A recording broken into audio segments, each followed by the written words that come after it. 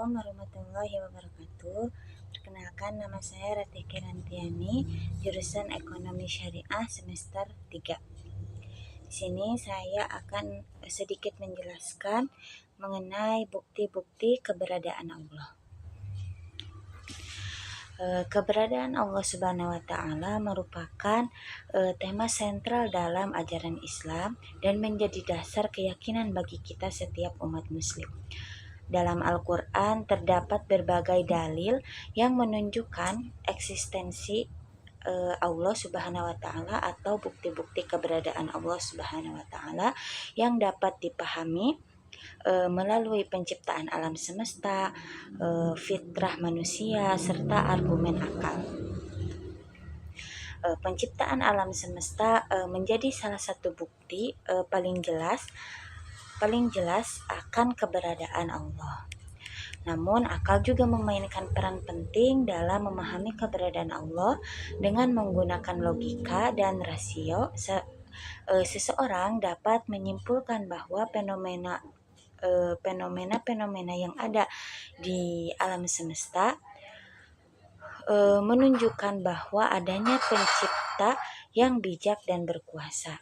Nah, argumen ini menunjukkan bahwa segala sesuatu yang ada memiliki tujuan dan desain yang hanya dapat dijelaskan oleh keberadaan Allah sebagai pencipta. Lalu, apa saja yang menjadi eksistensi Allah atau bukti-bukti keberadaan Allah? Nah, sebagai seorang makhluk mungkin kita pernah bertanya-tanya tentang keberadaan Allah dan apa bukti adanya Allah. Nah, bukti adanya Allah ini dapat dibuktikan dengan 3 dalil, yaitu yang pertama dalil fitrah. Dalam Islam, dalil fitrah itu cenderung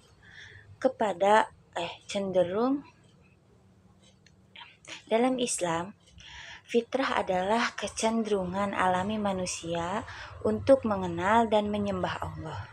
Nah, fitrah ini merupakan tanda keberadaan dan kekuasaan Allah yang tertanam dalam hati setiap orang sejak lahir. Allah berfirman dalam surat Al-A'raf ayat 172 yang artinya, "Ingatlah ketika Tuhanmu mengeluarkan dari tulang punggung anak cucu Adam, keturunan mereka, dan Allah mengambil kesaksiannya terhadap diri mereka sendiri. Seraya berfirman, bukankah aku ini Tuhanmu? Mereka menjawab, betul, engkau Tuhan kami. Kami bersaksi. Kami melakukannya agar pada hari kiamat kamu tidak mengatakan sesungguhnya kami lengah terhadap hal ini."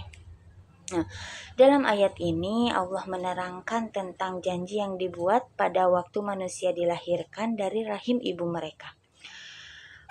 Yakni Allah menciptakan manusia atas dasar fitrah. Allah menyuruh roh mereka untuk menyaksikan susunan kejadian diri mereka yang membuktikan kekuasaannya. Di ayat itu Allah berkata kepada roh manusia, bukankah aku ini adalah Tuhanmu? Maka menjawablah roh manusia itu, benar, engkau Tuhan kami telah menyaksikan. Nah, jawaban ini merupakan pengakuan roh pribadi manusia sejak awal kejadiannya akan adanya Allah yang Maha Esa, yang tiada Tuhan lain yang patut disembah kecuali Dia. Dengan ayat ini Allah bermaksud untuk menjelaskan kepada manusia bahwa hakikat kejadian manusia itu didasari atas kepercayaan kepada Allah yang Maha Esa. Lalu yang kedua yaitu dalil indra. Nah, ada bukti-bukti keberadaan Allah Ta'ala yang dapat dinikmati, dilihat, dirasai, atau disentuh oleh indera manusia. Biasanya berupa kejadian luar biasa yang terjadi di tengah-tengah umat manusia.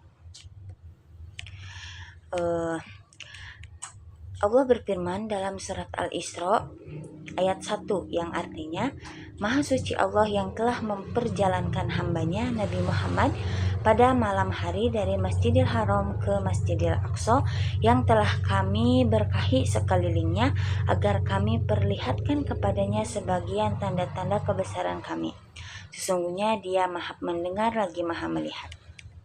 Nah, surat Al-Isra ayat 1 ini berisi pujian kepada Allah yang telah memperjalankan Nabi Muhammad dari Masjidil Haram ke Masjidil Aqsa dalam peristiwa Isra Mi'raj. Ayat ini menyebutkan tentang kekuasaan Allah dan kebesarannya dalam membawa Rasulullah melalui perjalanan yang penuh hikmah dan menjadi mukjizat bagi Rasulullah. Lalu yang ketiga yaitu dalil akli atau dalil akal. Jika kita menggunakan akal kita untuk memperhatikan berbagai fenomena di alam semesta ini, maka akan sampailah kita pada suatu kesimpulan bahwa semua fenomena yang ada itu membuktikan bahwa Allah yang Maha Kuasa itu ada.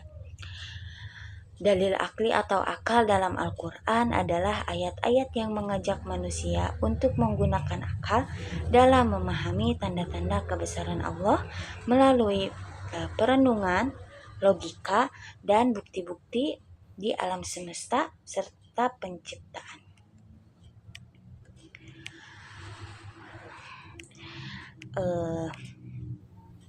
Allah berfirman dalam surat Fussilat ayat 53 yang artinya kami akan memperlihatkan kepada mereka tanda-tanda kebesaran kami di segenap penjuru dan pada diri mereka sendiri sehingga jelaslah bagi mereka bahwa Al-Quran itu adalah benar. Tidak cukupkah bagi kamu bahwa sesungguhnya Tuhanmu menjadi saksi atas segala sesuatu? Nah, ayat ini mengajak manusia untuk merenungi tanda-tanda kebesaran Allah baik di alam semesta maupun dalam diri mereka sendiri.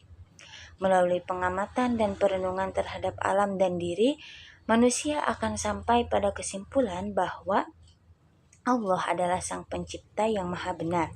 Ayat ini mengajak akal kita untuk melihat kebenaran dengan bukti yang nyata di sekitar kita.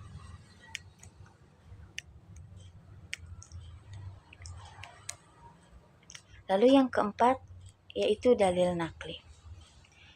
Dalil nakli adalah dalil yang didasarkan pada sumber-sumber wahyu, yakni Al-Quran dan hadis, yang digunakan untuk membuktikan kebenaran agama.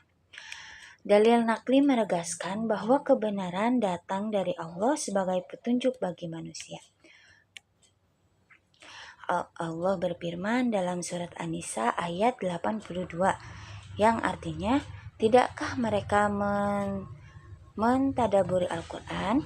Seandainya Al-Quran itu tidak datang dari sisi Allah, tentulah mereka menemukan banyak pertentangan di dalam dirinya.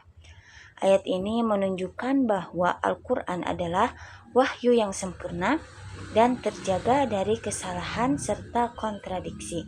Jika Al-Quran berasal dari selain Allah, pasti terdapat perbedaan atau kontradiksi dalam isinya. Hal ini menunjukkan bahwa Al-Quran itu benar-benar datang dari Allah. Nah, yang kelima yaitu dalil sejarah.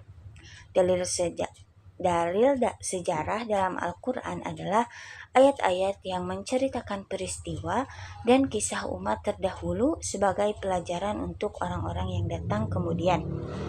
Sejarah dalam Al-Quran dimaksudkan untuk menunjukkan hikmah, kebesaran, dan kekuasaan Allah dalam menegakkan kebenaran serta memberikan peringatan bagi manusia.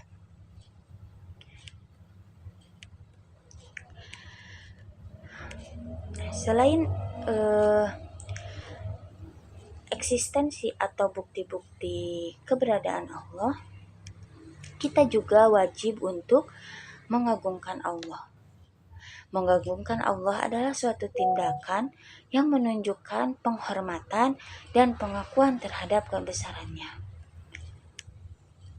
Allah berfirman dalam surat Al-Isra ayat 111 yang artinya segala puji bagi Allah yang tidak mengangkat seorang anak, tidak mempunyai sekutu dalam kerajaannya, dan tidak memerlukan penolong dari kehinaan. Agungkanlah Dia setinggi-tingginya. Ayat ini dimulai dengan perintah untuk memuji Allah Subhanahu wa taala, lalu menekankan bahwa Allah tidak memiliki anak sebagai bantahan terhadap keyakinan orang-orang Yahudi dan Nasrani yang menganggap bahwa Allah memiliki anak.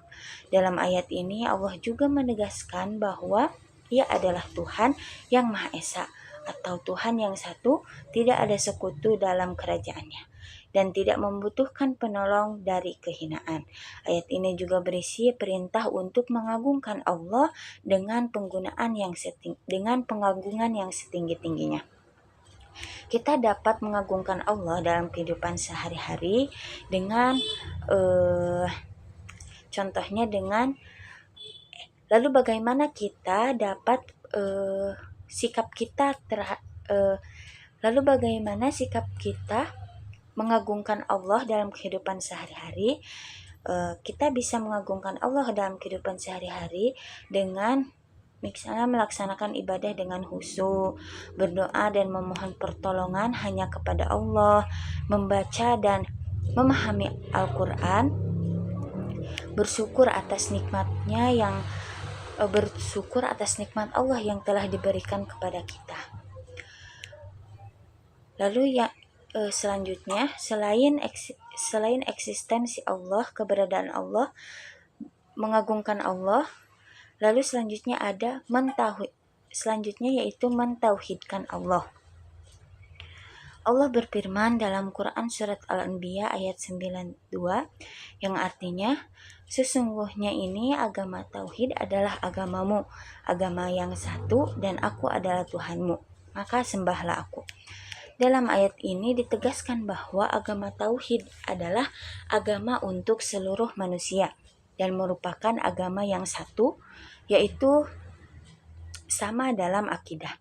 Meskipun berbeda dalam syariat, Rasulullah bersabda, kami para nabi seperti ibarat saudara-saudara seayah, agama kami satu. Hadis riwayat Al-Bukhari, Muslim, Abu Dawud, Ahmad dari Abu Hurairah. Kemudian pada akhir ayat ini ditegaskan bahwa Allah adalah Tuhan bagi seluruh umat manusia. Oleh sebab itu, kepadanya sajalah mereka harus menyembah. Mentauhidkan Allah berarti mengakui bahwa Allah adalah Tuhan yang tunggal dan tidak ada sekutu baginya. Hal ini diliputi oleh 4 aspek pokok dalam konsep tauhid. Yang pertama yaitu tauhid rububiyah, yang kedua yaitu tauhid uluhiyah, yang ketiga tauhid asma wa sifat, dan yang keempat adalah tauhid amal.